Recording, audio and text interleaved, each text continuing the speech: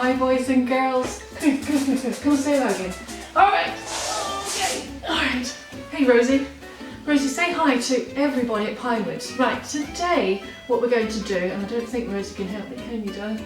We're going to actually make some homemade paint. Now don't worry if you can't do any of this. It's just in case you have some of these ingredients at home. Now when we're at school, I'm always talking about me being the head chef and you being our sous chefs. And we all have the same ingredients and yet we always create something different. So today I'm going to show you 3 different ways on how to make homemade paint. And it's things that I have been going around the pantry, through all my cupboards looking to see what can I do, what can I make that could be fun for us. It's a little bit like a cookery show today, that's why I've got my apron. So I'm going to put Rosie down, say bye to the boys and girls. Okay, and the very first thing that you could do for a homemade paint is this here. Okay, so if you've got markers that are running out, I always say you can extend them if you dip them in water. And this one actually I've had sitting in water for maybe about 2 hours because I wanted to make a soft pink. So if you've got yourself a little cup, don't put a lot of water into it, just a little measure of water. And if you've got a marker that's running out, there's 2 ways of doing this. You can actually leave the marker inside the water, and what it will do, as you can actually start seeing, this one's already starting to come out. Or actually just dip it into the water and that will actually extend the life and get all the colour out. Because this one was all pink this morning and now it's actually sucked out all the colour out of that marker, so I now got no more pink left in there and it's now transferred into this cup. That is a very simple way of making a watercolour. It's not very strong, mind you, compared to what we use in the art room, but this, you know what we're doing, we're trying to get by on our virtual lessons with the ingredients that we've got in our household. Now another way of making homemade paint is if you have some salt and some flour, okay, so don't tell my husband because I've just borrowed his big bag of flour, and get yourself a measuring scoop, not a big one. I'm using the smallest one that I've got in the cupboard. Let me see which one did I get. I got a 1/4 cup and a Ziploc bag. Measure out 1/4 cup of salt, put it into a Ziploc bag, excuse me, 1/4 of a cup of flour, put it in there, and a 1/4 of a cup of water. Now you might need some extra water because I have found that I need a little bit more water in mine because it feels too thick.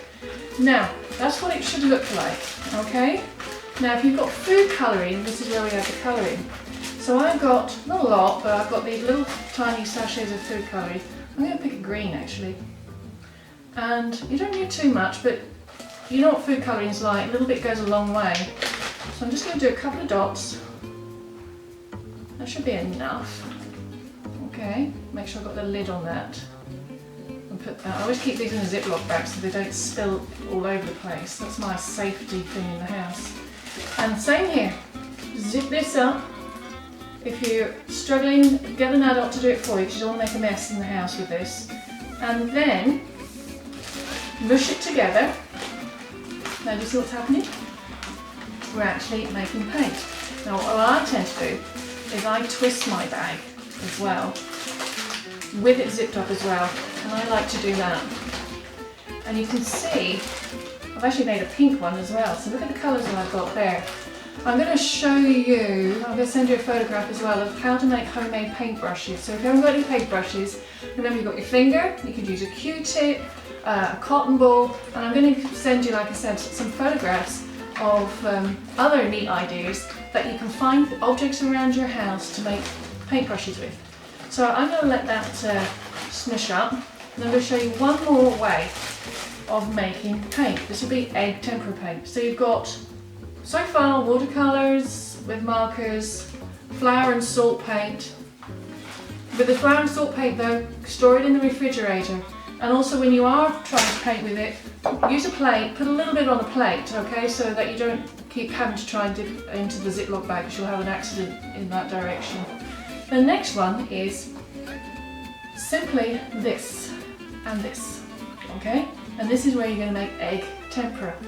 So 1 egg, again, get an adult to help you, crack the egg over the sink and let the white egg yolk, or the egg of the white, drip into the sink and save the yolk. That's the only part that we want. We want the yellow part, we don't want the white part. So if your mum and dad or your caregivers don't mind you borrowing an egg, take an egg and then remember that it's yellow. So if I did this earlier, I added blue to my egg and of course I got green. So think about the colours on your colour wheel.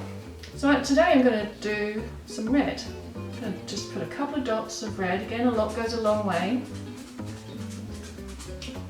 And I just need a little spatula, and I've got one. Go over here. With a fork or spatula, mash it up, mix it up, and look at that, I'm actually getting beautiful orange. Okay, now you can create more colours depending on what you have in food colouring. So remember the primary colours are red, yellow and blue. If you add yellow to the yellow yolk, of course you're just going to get a strong yellow. If you add a little bit of red to it, you're going to get an orange. We can't make blue unfortunately, but you could make the blue with the salt and the flour paint.